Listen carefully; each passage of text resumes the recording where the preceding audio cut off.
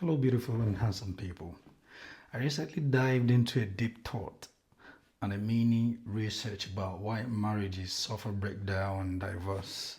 And I found out that most marriages break down not because of lack of love, but because of unmet expectations that were never discussed.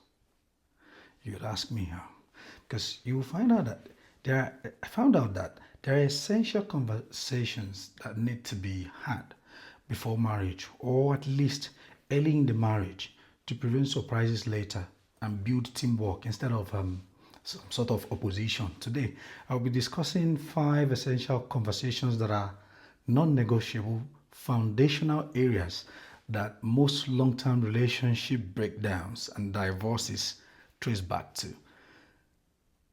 The first conversation to be had as an intending couple or somebody that is recently married should be about values, faith, and worldview.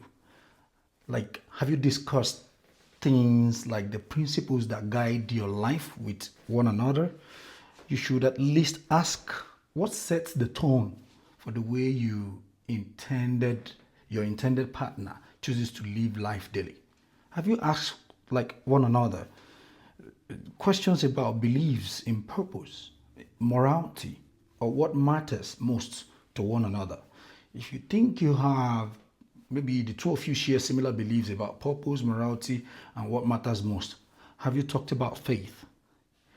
If you are a traditionalist or a Muslim, for instance, don't lie about your faith just because you want to marry a Christian lady, for instance, because you love the person so much. The moment she finds out your divorce is is ready to be served like breakfast, too.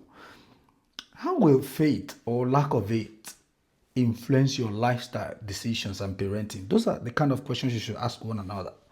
You may want to also ask why in your mind, why does it matter? Because you know that shared underlying values shape almost every decision that are made in marriage. If there are many differences, like too much differences in values the two people in marriage have, they share, you'd likely have persistent conflict over time, you know, due to huge difference in worldview.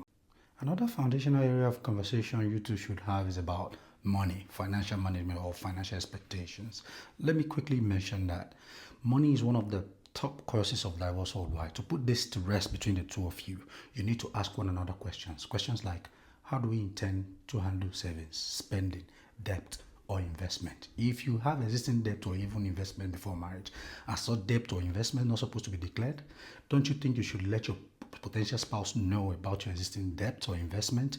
If it's debt you are declaring, don't you think it's better to let the other person know that you have a plan and how to solve it without it becoming a burden on your marriage? And if investment is what you are declaring, won't you clarify if the investment is part of the marriage or is something you want to keep private, or you think you don't want to tell them how it won't become a burden? Having investment to yourself and not making such clarifications may affect you. It may cause competition and possibly jealousy, and your financial understanding will be to become fractured. Discuss your family financial model. Ask questions. Ask questions and agree on a joint model which you are going to have. Whether you want to have joint accounts, individual savings account, or both. Please reach an agreement on the management model you want to employ that won't affect the running of your family on a day-to-day basis. If both of you are givers and lavish spenders, and you did not cut this through this means having a partner, it will jeopardize your marriage.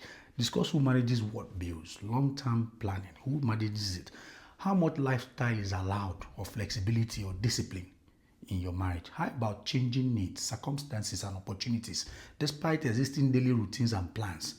What if life happens and one of you can no longer earn? If one of you is earning, it will affect you. Why does these questions matter? Financial incompatibility, it brings resentment, power struggle. If one person earns more than the other and has or separate investment, they were not declared, it becomes a problem. Because my own is not your own. Let me remind you that there can be an arrangement for a central family financial front, yet everyone would, have their private accounts. Something like a family project account where a certain percentage of the couple's earning is sent constantly is a thing in this modern era, and it helps. It helps curb financial excesses and fosters continuity of family provision, even if one person falls into financial difficulty. I hope you find this information useful. Discuss these things, it helps.